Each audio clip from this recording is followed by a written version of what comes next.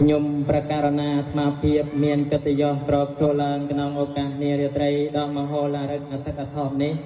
ក្រុមការចាត់តាំងរបស់ព្រះចៅអធិការដើម្បី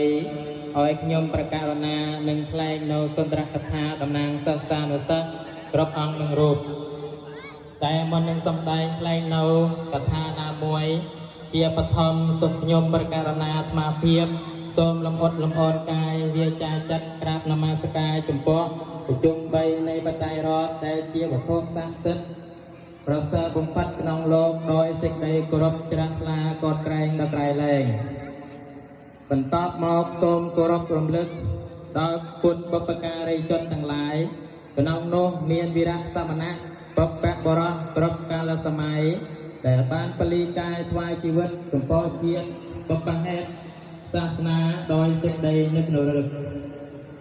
សូមធ្វើអាចឆាវត្តចំពោះព្រះសង្ឃគ្រប់ព្រះអង្គក្នុងនោះមានព្រះដេចគុណព្រះចៅអធិការព្រះពហុសោតប្រធមមេចាប្រកាសណាទុកសង្ឃសមណែក្រុមអង្គដោយសេចក្តីគោរពនិងដោយគិរវៈភក្តីភាពសូមចម្រើនពរសួរសុខទុក្ខដល់អស់ញាតិញោមពុទ្ធបរិស័ទមួយលើដោយយាតាដែលជាឧបោសថិកាចាស់ព្រឹទ្ធាចារ្យទាំងមាមីងប្រុសស្រីយុវ័នយុវតីកុមារារីទាំងអស់ជាទីគោរពរាប់អានដោយមេត្រីភាពសុន្ទរកថាតំណាងសិស្សគ្រប់អង្គនឹងរូបរបស់ខ្ញុំប្រកាសណាអាត្មាភាពនារាត្រីនេះរួមមាន3ចំណែកទី1គឺអារម្មភកថាផន្តេបពិតប្រដេជគុណដ៏ចម្រើនភោសាទុវោសព្ទអសាធុសប្បុរសផងទាំងឡាយជាទីគោរពរាប់អានយើងខ្ញុំទាំងឡាយគ្រប់អង្គនឹងរូបសុទ្ធតែជាវិជ្ជាកវេសិនគឺអ្នកស្វែងរកនៅចំណេះវិជ្ជាបានលះលានៅវត្តអារាមលាញាតិញោមលាប្រដេជគុណដើម្បីចេញសិក្សានៅអក្សរសាស្ត្រជាគោលរបស់ជាតិធម៌វិន័យលោកនាថជាគោលរបស់សាសនាព្រោះថាវិជ្ជាមិនដែលកើតឡើងដោយឯងនោះដែរដោយសាសនាសុភាសិតបានពោលថាណាសយ៉ាងវិជ្ជាអេសនាបតនាងឧបច្ចន្តិវិជ្ជាមិនដែលកើតឡើងដោយឥតគេស្វែងរកគេប្រាថ្នានោះឡើយព្រោះអ្វីមនុស្សយើងចេះមកពីរៀនមានមកពីរកកុំខ្ជិលពួនច្រកគួររកគួររៀនយល់យ៉ាងនឹងហើយទៅខ្ញុំប្រកាសណាដែលជាសមណសិស្សគ្រប់អង្គនឹងរូបបានសម្រេចចាត់ចេញសិក្សាស្វែងរកនៅចំណេះវិជ្ជាទុកក្រនជាទីពឹងចំណែកទី2គឺសមណសកថាក្រោយពីបានការទទួលរបស់ព្រះចៅអធិការនិងពុទ្ធបរិស័ទចំណុះជើងវត្តលាយឡាក់កងចាក់ត្រប៉ងវែងដើម្បីទទួលសំណាក់អាស្រ័យសិក្សារៀនសូត្រអស់រយៈកាល3ខែកន្លងឃើញថាក្នុងការសំណាក់អាស្រ័យដោយការយកចិត្តទុកដាក់អំពីប្រដេជគុណព្រះចៅអធិការព្រះពហុសោតប្រធមមាចាបានរៀបចំតាំងពីទីសេនាសនៈតុតាំងក្រែកៅអីមិនអោយខ្វះខាតឡើយព្រះអង្គមានការចាប់អារម្មណ៍ស្រឡាញ់យ៉ាងខ្លាំងចំពោះសិស្សគ្រប់អង្គនឹងរូបឥតរើសមុខឡើយដោយព្រះអង្គយល់ឃើញថា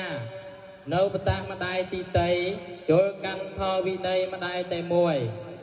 ទើបព្រះអង្គណែនាំអប់រំរៀបចំដាស់តឿនដល់យើងខ្ញុំ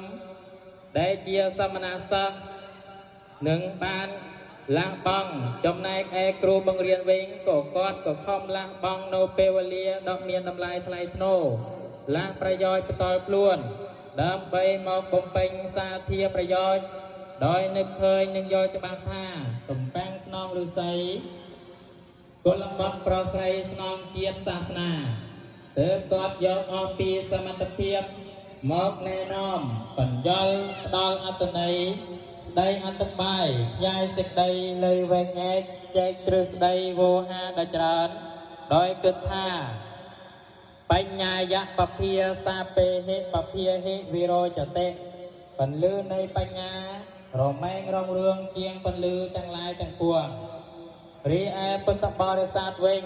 ក៏បីជារវល់រពលរពតនៅកិច្ចការងារក្នុងក្រុមគ្រួសារយ៉ាងណាក៏បានឆ្លៀតឧបត្ថម្ភនៅបច្ច័យទាំងឡាយ4មានចង្ហាន់បណ្ឌបាតមានបណ្ឌបាតបច្ច័យជាដើមទាំងអស់នេះធ្វើឲ្យយើងខ្ញុំមានការកក់ក្ដៅនិងមានសេចក្តីសុំណោះយ៉ាងក្រៃលែង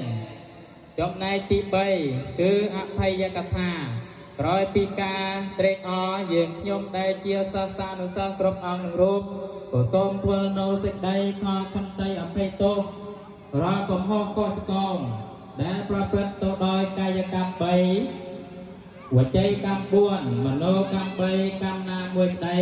ក៏សូមបច្ចាអធិការប្រាពហុសូត្រប្រធមមាចាប្រករុណាគ្រប់ព្រះអង្គព្រមទាំងគណៈគ្រូបង្រៀននិងពុទ្ធបរិស័ទទាំងឡាយទាំងពួងសន្តោសប្រោសប្រណីមេត្តាអភ័យទោសផងខាងចំនៃកថាយើងខ្ញុំដែលជាសមណសិស្សនិងសិស្សគ្រប់អង្គនឹងរូបសូមបដិញ្ញាថាទោះបីប្រឡងសាក់លបងនេះ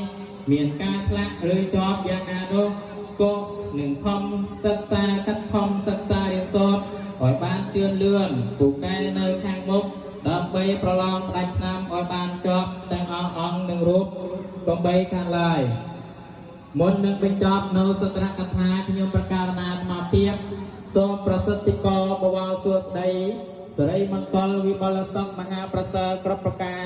និងពុទ្ធពរទាំងឡាយ4ប្រការគឺអាយុវណ្ណៈសុខៈបលៈក៏ទាំង4ប្រការនេះសូមវ័យវឌ្ឍនាការចូលចម្រុងចម្រើនកើនមានដល់អស់កើនមានដល់ប្រដេជគុណព្រះសង្ឃគ្រប់ព្រះអង្គនិងញាតិញោមពុទ្ធបរិស័ទគ្រប់មជ្ឈដ្ឋានដែលបានអញ្ជើញចូលមកក្នុងកម្មវិធីប្រកាសលទ្ធផលនារាត្រីនេះសូមបានជួបប្រតាំងតែនឹងសេចក្តីសុខសេចក្តីចម្រើនគ្រប់ទិនទិវារាត្រីកំបីអខានឡើយសុន្ទរកថាតំណាងសិស្សរបស់ខ្ញុំប្រកាសណាអាត្មាភាពនារាត្រីនេះសូមបញ្ចប់តែត្រឹមនេះឯងយុទ្ធតាំងវាអយុទ្ធតាំងវាគួរពុំគួរសូមអភ័យទោសផងសូមអរប្រគុណនិងអរគុណសូមបញ្ចប់